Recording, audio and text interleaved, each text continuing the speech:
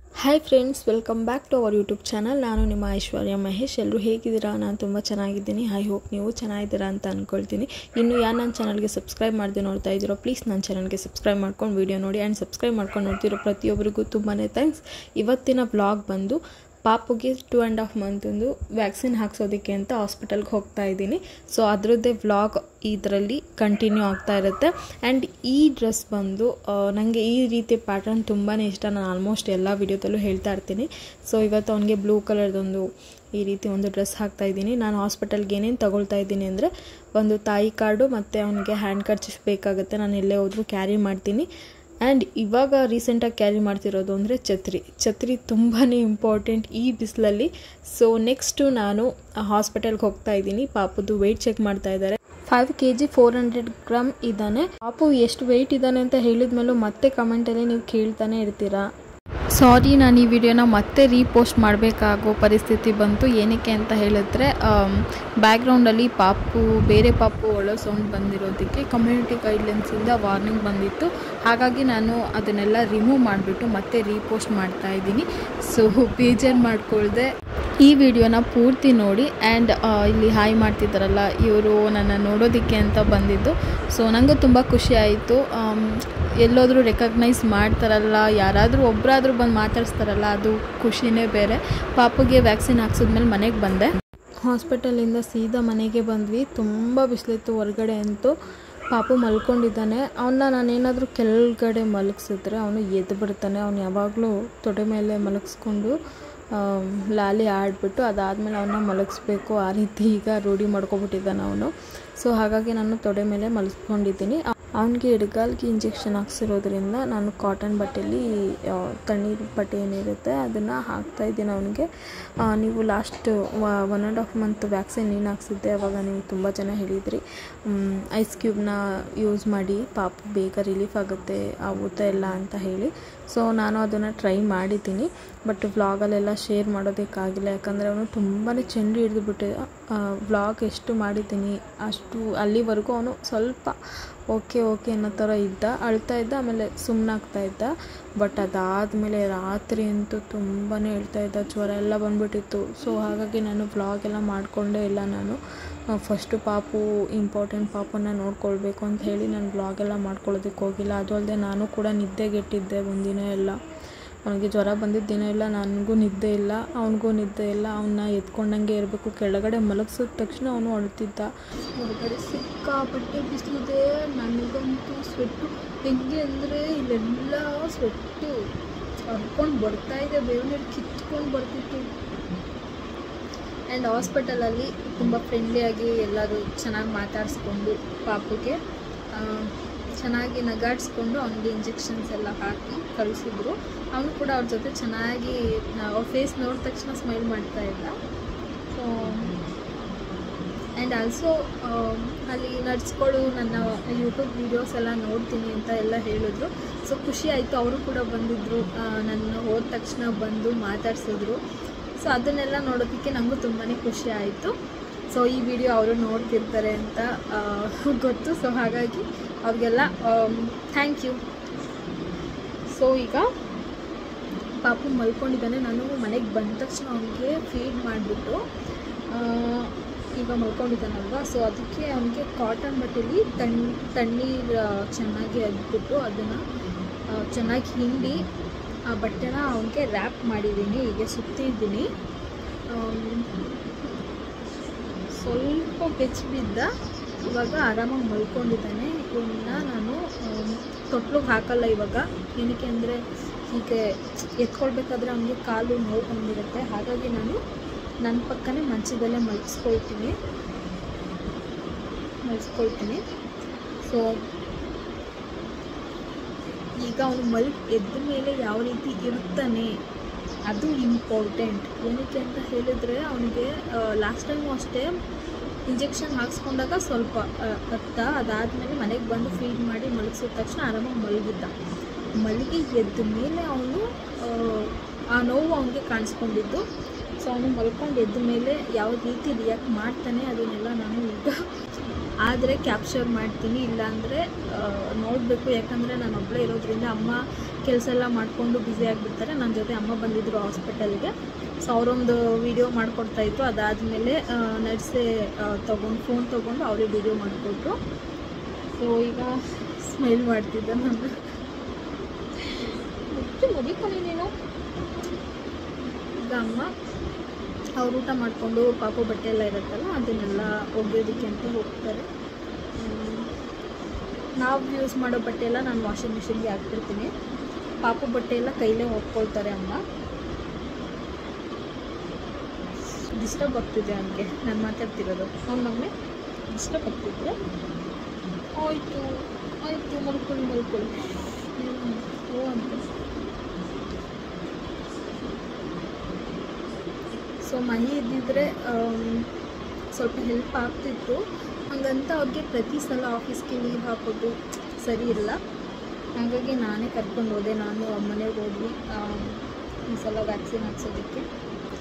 ಅವನಿಗೆ ಹಾಸ್ಪಿಟಲ್ಗೆ ಹೋದ ತಕ್ಷಣ 2 ರೀತಿ ಡ್ರಾಪ್ಸ್ ಹಾಕಿದ್ರು. ಅದೊಂದು ಕ್ಯಾಪ್ಚರ್ ಮಾಡೋದಕ್ಕಾಗಲ್ಲ, ಯಾಕಂದರೆ ನನ್ನ ಪಾಪು ನಿಂತ್ಕೊಂಡಿದ್ದೆ, ಫೋನ್ ನನ್ನ ಥರನೇ ಇತ್ತು. ಸೊ ಅಲ್ಲೆಲ್ಲ ಮಾತಾಡಿಸ್ತಿದ್ರಲ್ಲ, ಮಾತಾಡಿಕೊಂಡು ನಿಂತ್ಕೊಂಡ್ಬಿಟ್ಟೆ. ಹಾಗಾಗಿ ಅದೊಂದು ವೀಡಿಯೋನ ನಾನು ಕ್ಯಾಪ್ಚರ್ ಮಾಡೋದಕ್ಕಾಗಿಲ್ಲ. ಹೋದ ತಕ್ಷಣ ಅವ್ನಿಗೆ 1-2 ಡ್ರಾಪ್ಸ್ ಹಾಕಿದ್ರು. ಅದಾದಮೇಲೆ ಇವನಿಗೆ ಲೆಫ್ಟ್ ಲೆಗ್ ಏನಿದೆ ಇದಕ್ಕೆ ಒಂದು ಇಂಜೆಕ್ಷನ್ ಕೊಟ್ಟಿದ್ದಾರೆ.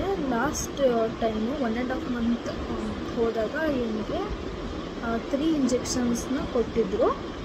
ಈ ಸಲ 2.5 ಮಂತ್ಗೆ 1 ಇಂಜೆಕ್ಷನ್ ಕೊಟ್ಟಿದ್ದಾರೆ.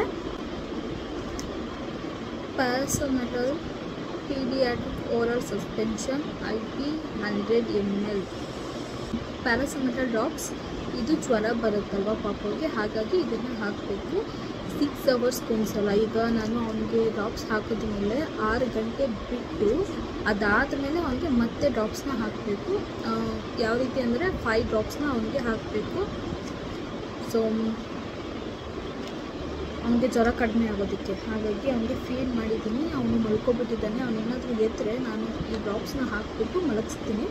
ಅವನೇನಾದ್ರು ಮಲ್ಕೊಂಡಿದ್ದರೆ ಎದ್ದ ಮೇಲೆ ಹಾಕಬೇಕಾಗುತ್ತೆ ಅಷ್ಟೆ. ವಿಶಾಂತ್ ಬನ್ನಿ, ಎದುರುಕೊಂಡು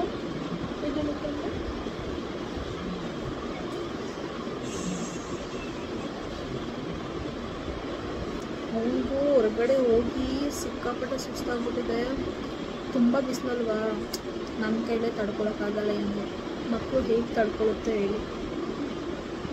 ತಣ್ಣೀರು ಬಟ್ಟೆ ಹಾಕಿದ್ದೀನಲ್ವ, ತಣ್ಣಗಾಗ್ತಿದೆ ನನಗೆ. ಆರಾಮಾಗಿ ಮಲ್ಕೊಂಡಿದ್ದಾನೆ. ಅದಾದಮೇಲೆ ಐಸ್ ಕ್ಯೂಬ್ ಟ್ರೈ ಮಾಡಬೇಕು. ಲಾಸ್ಟ್ ಟೈಮ್ ನಾನು ಐಸ್ ಕ್ಯೂಬ್ನ ಟ್ರೈ ಮಾಡಿರಲಿಲ್ಲ. ನೀವೆಲ್ಲ ಹೇಳಿದ್ರಿ ಐಸ್ ಕ್ಯೂಬ್ನ ಯೂಸ್ ಮಾಡಿ ಬೇಗ ರಿಲೀಫ್ ಆಗುತ್ತೆ ಬೇಬಿಗೆ ಅಂತ. ಸೊ ಈ ಸಲ ನಾನು ಡಾಕ್ಟರ್ನ ಕೇಳಿದ್ದಕ್ಕೆ ಇಲ್ಲ ಹಾಕ್ಬಿಡಿ ಅಂತಲೇ ಹೇಳಿದರು. ಸೊ ನೋಡೋಣ, ಆದರೆ ಟ್ರೈ ಮಾಡ್ತೀನಿ ಐಸ್ ಕ್ಯೂಬ್ ಹಾಕೋದಕ್ಕೆ. ಅವ್ನಿಗೇನಾದ್ರು ತುಂಬ ನೋವಾಗ್ತಿದ್ರೆ ಐಸ್ ಕ್ಯೂಬಿಂದ ಜಸ್ಟ್ ಒಂದು ಮಸಾಜ್ ಮಾಡ್ತೀನಿ. ಅವನಿಗೂ ಸ್ವಲ್ಪ ರಿಲೀಫ್ ಆಗಲಿ.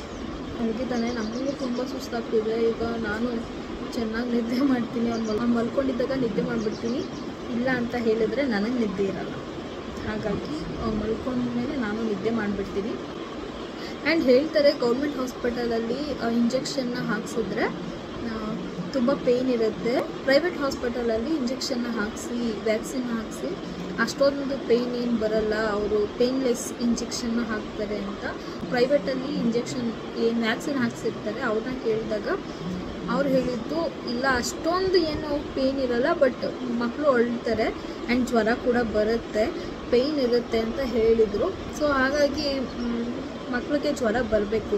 ನಾವೇನೇ ಒಂದು ವ್ಯಾಕ್ಸಿನ್ ಹಾಕ್ಸಿದ್ರು ಅದು ರಿಯಾಕ್ಟ್ ಆಗಬೇಕು ಬಾಡಿಗೆ. ಅದು ರಿಯಾಕ್ಟ್ ಆದ್ರೇ ಓಕೆ ಇದು ಬಾಡಿಗೆ ಒಳ್ಳೆ ಅಬ್ಸರ್ವ್ ಆಗ್ತಾ ಇದೆ ಅಂತ ನಮಗೆ ಗೊತ್ತಾಗೋದು. ಹಾಗಾಗಿ ನಾನು ಗೌರ್ಮೆಂಟ್ ಹಾಸ್ಪಿಟಲಲ್ಲೇ ಈ ವ್ಯಾಕ್ಸಿನ್ ಎಲ್ಲ ಏನಿದೆ ಅದನ್ನು ಗೌರ್ಮೆಂಟ್ ಹಾಸ್ಪಿಟಲ್ ಹಾಕ್ಸಿದ್ರೇ ಬೆಸ್ಟ್.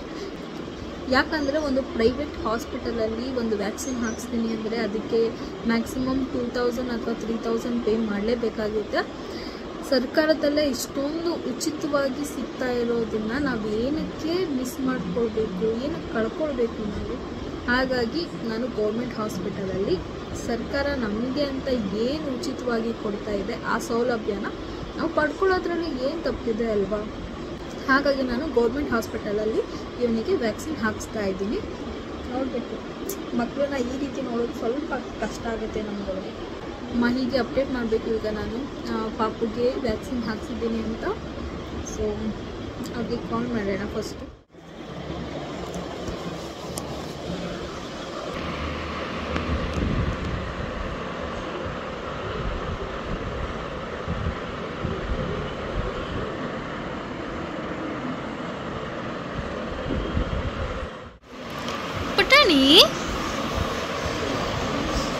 ಪುಟಾಣಿ ಅವನ ಕಂದ ಅವನು ಕಾಲು ನೋಯ್ತಿಲ್ವಾ ನಿಂಗೆ?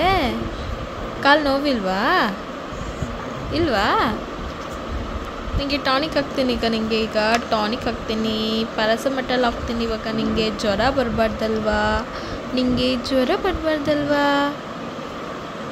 ಓಕೆನಾ? ಓಕೆನಾ? ಓ ಅಂತೆ. ಓಕೆ ಅಂತೆ. ಓಕೆ. ಮುಡಿ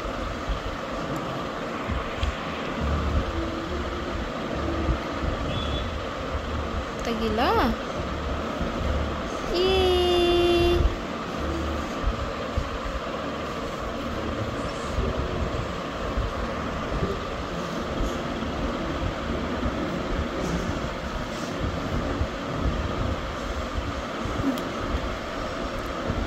ನೀನೇ ಅಲ್ಲಾಡಿಸ್ಬೇಕು ಕಾಲನ್ನ. ಎಸ್. ಸೈಕಲ್ ಮಾಡು, ಸೈಕಲ್ ಮಾಡು, ಸೈಕಲ್ ಮಾಡಬೇಕು.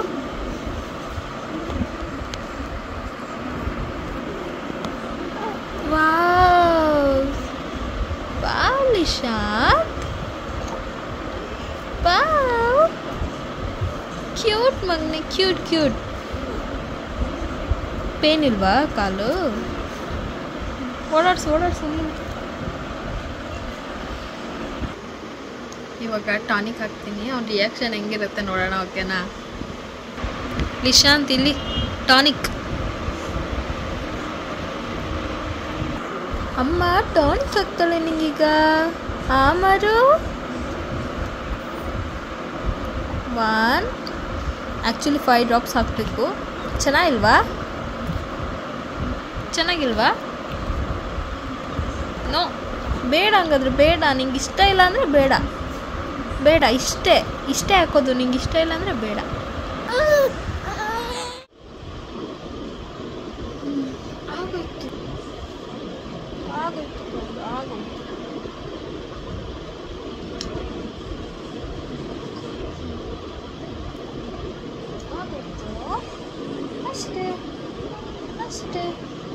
ಅಷ್ಟೇ ಆಗೋಯ್ತು.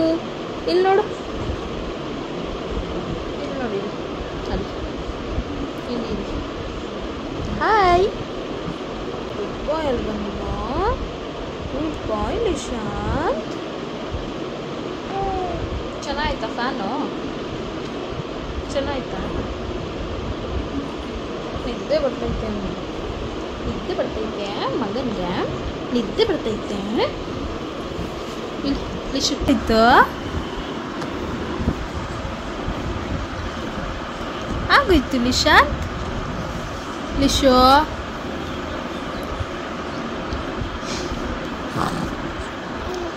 ನಿಂಗೆ ಇಷ್ಟ ಆಗಲಿಲ್ವಾ? ಬೇಡ ಬಿಡು. ನಿಂಗೆ ಇಷ್ಟ ಇಲ್ಲ ಅಂದರೆ ನಾನು ಕೊಡಲ್ಲ. ಬಿಡೆ. ಮುಜ್ಜು ಮರಿ, ಚಿನ್ನು, ಮುಜ್ಜು, ಬಂಗಾರ, ಲಡ್ಡು, ಪುಟಣಿ.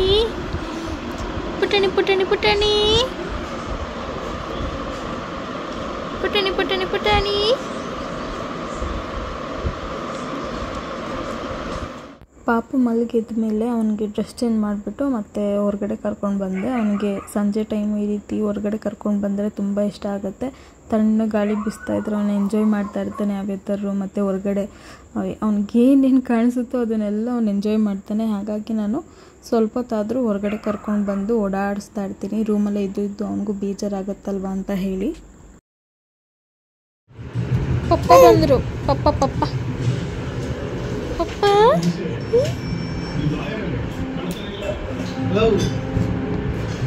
ಪುಟಾಣಿ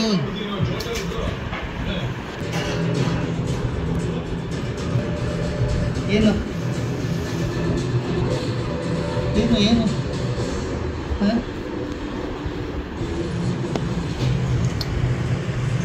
ಏನು ಮಗನೇ ನೋವಾಯ್ತಾ ಮಗನೇ? ಇಂಜೆಕ್ಷನ್ ನೋವಾಯ್ತಾ? ಹಾಂ ಆಯ್ತಾಯ್ತಾ? ಅಂಜೆಯಿಂದ ಅಳ್ತಾವ ನಾನು. ಹೌದಾ ಮಗನೇ? ತಣ್ಣೀರು ಬಟ್ಟೆ ಹಾಕ್ಬೇಕಿತ್ತು. ಹಾಕಿದ್ದೀನಲ್ಲ. ಬಲ್ಗಾಲ? ಎಡಗಾಲು. ಎಡಗಾಲ ನೋಯ್ತೈತಾ ಮಗನೇ? ಫೋನ್ ಆಯ್ತೈತೆ ನಿನಗೆ? ನೋಯ್ತೈತಾ? ಹಾಂ ಹೌದಾ? ಎಲ್ಲಿ ನೋಯ್ತೈತೆ? ಎಲ್ಲಿ ನೋಯ್ತೈತಪ್ಪ? ಎಲ್ಲಿ ನೋಯ್ತೈತೆ? ರೂಮಲ್ಲಿದ್ರೆ ಅಳ್ತಾನೆ ಅಂದ್ಬಿಟ್ಟು ಇಲ್ಲಿ ಹಾಲಲ್ಲಿ ಟಿವಿ ಹಾಕೊಂಡು ಸೂಜಿ ಚುಚ್ಚಿದ್ರಾ? ಹಾಂ ಸೂಜಿ ಚುಚ್ಚಿದ್ರಾ? ಹಾಂ ನೋಯ್ತೈತೆ ಮಗನೇ? ಓ ಆಯ್ತು ಬಿಡವ್ವ. ಓ ಆಯಿತು ಆಯ್ತವ. ಅಯ್ಯೋ ನೀನು ಯಾಕೆ ಅಲ್ಲಾಡಿಸ್ತೀಯಾ? ಸುಮ್ಮನೆ ಅಲ್ಲಾಡಿಸ್ಬಿಡ. ಜೋರಾಗಿ ಚುಚ್ಚಿದ್ರಾ? ಹಾಂ ಜೋರಾಗಿ ಚುಚ್ಚಿದ್ರೇನೋ? ಅಯ್ಯೋ ಅಷ್ಟೊಂದು ಜೋರಾಗಿ ಚುಚ್ಚಿದ್ರಾ? ಹೊಡೆಯೋಣ ಬಿಡು ಡಾಕ್ಟ್ರಿಗೆ. ಹಾಂ ಹೊಡೆಯೋಣ? ಹಾಂ ಆಯಿತು ಹೊಡೆಯೋಣ. ಹ್ಞೂ ಆಯಿತು. ನೆಕ್ಸ್ಟಲ್ಲಿ ನಾನು ಬರ್ತೀನಿ ಅವಾಗ ಹೊಡೆಯೋಣ. ಆಯಿತು ನೆಕ್ಸ್ಟಲ್ಲಿ ಹೊಡೆಯೋಣ ಬಿಡು. ಆಯಿತು ಹೊಡೆಯೋಣ ಬಿಡು ನೆಕ್ಸ್ಟಲ್ಲಿ. ಹುಸ್ಸೇ ಊಟ. ಆಯಿತು ಹೊಡೆಯೋಣ. ಹಾಂ ನಾನು ಬರ್ತೀನಿ. ಹಾಂ ಸರಿನಾ? ಆಯಿತು ಸರಿನಾ?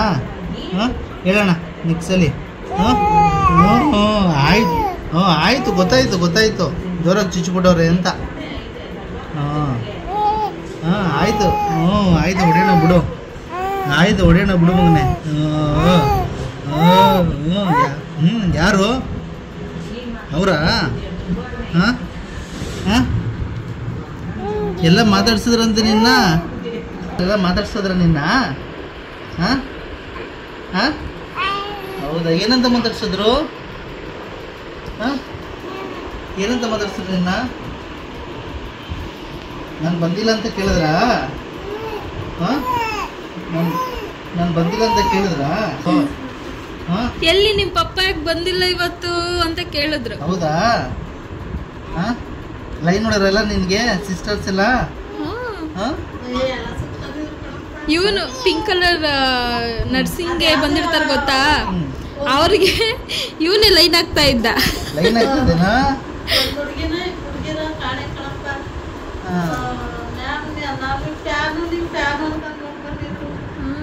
ಮಮ್ಮಿ ಇತ್ತು ಫುಲ್. ಹಂಗಾರೆ ಫುಲ್ ಎಲ್ಲ ನೀನು ಮಾತಾಡ್ಸೋರು ಇವತ್ತು. ಹೀರೋ ಆಗ್ಬಿಟ್ಟಿದ್ಯಾ? ಹೀರೋನ ನೀನು? ನನ್ಗೆ ಎಷ್ಟು ಖುಷಿ ಆಯ್ತು ಗೊತ್ತಾ ಅವ್ರು ಬಂದ ತಕ್ಷಣ. ಆಮೇಲೆ ಇನ್ನೇನಂದ್ರು? ನೆಕ್ಸ್ಟ್ ಮಂತ್ ಬರಕ್ ಹೇಳಿದ್ರಾ? 12ನೇ ತಾರೀಕು ಬನ್ನಿ. ಹೌದಾ? ಆಯ್ತು ನೆಕ್ಸ್ಟಲ್ಲಿ ನಾನು ಬರ್ತೀನಿ. ನಿಧಾನ ಚುಚ್ಚಿ ಅಂತ ಹೇಳ್ತೀನಿ, ಸರಿನಾ? ಅವರಪ್ಪ ಬರ್ದೋಗಿರೋದು ಹೆಚ್ಚಲ್ಲ ಅಂತೆ. ಆಯ್ತು ಹೊಡೆಯೋಣ ಬಿಡು. ಯಾರು ಜೋರಾಗಿ ಚುಚ್ಚಿದ್ರು ಅವ್ರು ಹೊಡೆಯೋಣ, ಸರಿನಾ? ಸರಿನಾ ಮಗನೇ? ಆಮೇಲೆ ಬಿಸಿಲಿರ್ಲಿಲ್ವ ಹೋದಾಗ ನೀವು? ಬಿಸಿಲಲ್ಲಿ ಯಾಕೆ ಹೋದ್ರಿ? ಬೇಗ ಹೋಗ್ಬೇಕು ತಾನೆ? ಸ್ನಾನ ಮಾಡ್ಸಕ್ಕಾಗಲ್ಲ ಅಂದ್ಬಿಟ್ಟು ಇವತ್ತು ಸ್ನಾನ ಮಾಡಿಸ್ಬೇಕಪ್ಪ. ನೆನ್ನೆ ಹಂಗೆ ಒಂದ್ಸಲ ವಯಸ್ಸನ್ನು ಅವ್ರು ಕೊಟ್ಟಿರೋ ಮೆಡಿಸಿನ್ ಆಗಪ್ಪ ಹಾಕಿದ್ದೀನಿ. 8:30 ಒಂದ್ಸಲ ಹಾಕ್ಬೇಕು. ಅವ್ನು ಆರಾಮಾಗಿರ್ತಾನೆ. ಇನ್ನೇನು ಕಂಪ್ಲೇಂಟ್ಸ್ ಇತ್ತು ಹೇಳು? ಯಾರ ಮೇಲೆ ಏನು ಕಂಪ್ಲೇಂಟ್ಸ್ ಐತೆ? ಮುಗೀತಾ ಕಂಪ್ಲೇಂಟ್ಸ್ ನಿಂದು? ಅಷ್ಟೇನಾ? ಮುಗೀತಾ? ಸರಿ ಆಯ್ತು. ಮಾಡ್ಕೊಂಡು ನನ್ನ ಒಂಚೂರು ಎತ್ಕೊಬಿಡಿ ಪಪ್ಪ. ಇನ್ನೇನು ಯಾವ ಡ್ರೆಸ್ ಹಾಕೊಂಡೋಗಿದ್ದೆ ನೀನು?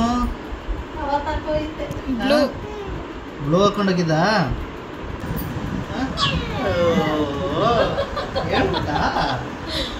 ಖುಷಿ ಆಯ್ತು ನಿಮ್ಗೆ?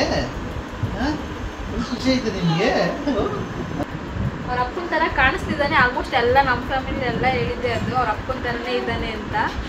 ಸೊ ಮುಂದೆ ಹೋಗ್ತಾ ಹೋಗ್ತಾ ನೋಡಬೇಕು ಯಾವ ಥರ ಕಾಣಿಸ್ತಾನೆ ಅಂತ. ಏನಿಲ್ಲ ಹಂಗೆ ಮೈ ಥರನೇ ಬರೋದು. ಮೂಗ್ ಮಾತ್ರ ನಂದೆ. ಸೈಲೆಂಟ್ ಆಗಿದ್ದಾನೆ, ಮೈ ಹಂಗೇನೆ ಕಾಣೋದು. ಮಾತಾಡ್ತಾ ಹಿಂಗೆ ಆಟ ಆಡ್ತಾ ಮೂಗಸಿ ಕೆದಿಸ್ತಾನೆ ಅಷ್ಟೇ. ವಿಡಿಯೋದಲ್ಲೆಲ್ಲ ನೋಡ್ತಾ ಇರ್ತಾರೆ. ಇದು ರೂಮಲ್ಲಿ ಫ್ರೇಮ್ ಎಲ್ಲ ನೋಡ್ಕೊಂಡು ಮಾತಾಡ್ತಾ ಇರ್ತಾನೆ ಅವ್ರ ಅಪ್ಪಂದೆ. ಪಪ್ಪ ಎಲ್ಲಿ ಕಾಣಿಸ್ತಿರೋ ಪಪ್ಪನ ಫೋಟೋ? ಎಲ್ಲ ಪಪ್ಪನ ಫೋಟೋ ಎಲ್ಲ ಪಪ್ಪನ ಫೋಟೋ ಇಲ್ಲಪ್ಪ ಇಲ್ವಾ ಇಲ್ಲಿ? ಎಲ್ಲೈತಿ ಪಪ್ಪನ ಫೋಟೋ? ರೂಮಲ್ಲಿ ಇದ್ದೀರಾ? ಪಪ್ಪ ಇಲ್ಲ, ಪಪ್ಪ ಇಲ್ಲಿ ಮಗನೇ. ಅವ್ರ ಅಪ್ಪನ ಫೋಟೋ ನೋಡ್ಕೊಂಡೆ ಅವನಿಗೆ ಅದೊಂದು ಎಂಟರ್ಟೈನ್ಮೆಂಟ್. ಅವನಿಗೆ ಇಡೀ ದಿನ ನೋಡ್ತಾ ಇರ್ತಾನೆ. ಮತ್ತು ಮಲ್ಕೊಳ್ಳೋದಕ್ಕಿಂತ ಮುಂಚೆ ಅವನಿಗೊಂದ್ಸಲ ಟಾನಿಕ್ ಏನಿದೆ ಅದನ್ನು ಹಾಕಿಬಿಟ್ಟು ಮಲಗಿಸ್ತೀನಿ. ಸೊ ಈ ವಿಡಿಯೋನ ನಾನು ಇಲ್ಲಿಗೆ ಎಂಡ್ ಮಾಡ್ತಾಯಿದ್ದೀನಿ. ಈ ವಿಡಿಯೋ ನಿಮ್ಗೆ ಇಷ್ಟ ಆಗಿದೆ ಪ್ಲೀಸ್ ಲೈಕ್, ಶೇರ್, ಕಮೆಂಟ್ ಹಾಗೂ ಸಬ್ಸ್ಕ್ರೈಬ್ ಮಾಡ್ಕೊಳ್ಳಿ. ಆ್ಯಂಡ್ ಸ್ವಲ್ಪ ಫ್ಯಾನ್ ಸೌಂಡ್ ನಿಮಗೆ ಕಿರಿಕಿರಿ ಅನ್ನಿಸ್ಬೋದು, ಅದಕ್ಕೆ ಐ ಆಮ್ ರಿಯಲಿ ಸಾರಿ. ಆ ಫ್ಯಾನ್ ಇಲ್ಲದೆ ಇರೋದಕ್ಕಾಗಲ್ಲ, ಹಾಗಾಗಿ ವಾಯ್ಸ್ ಓವರ್ ಕೊಡಬೇಕಾದ್ರೆ ತುಂಬ ಸ್ವೆಟ್ ಆಗ್ತೀನಿ ಅಂತ ಹೇಳಿ ಫ್ಯಾನ್ ಆನ್ ಮಾಡ್ದಂಗೆ ಇರ್ತೀನಿ. ಪಾಪಗೂ ಫ್ಯಾನ್ ಇರಲೇಬೇಕು. ಸೊ ಅದರಿಂದ ಸ್ವಲ್ಪ ಡಿಸ್ಟರ್ಬ್ ಆಗಿದ್ದರೆ I am really sorry. Next time ಸ್ವಲ್ಪ ಕರೆಕ್ಷನ್ ಮಾಡ್ಕೊಳ್ತೀನಿ. Love you all. ಮತ್ತೆ ನೆಕ್ಸ್ಟ್ ವ್ಲಾಗಲ್ಲಿ ಸಿಗೋಣ. ಬಾಯ್.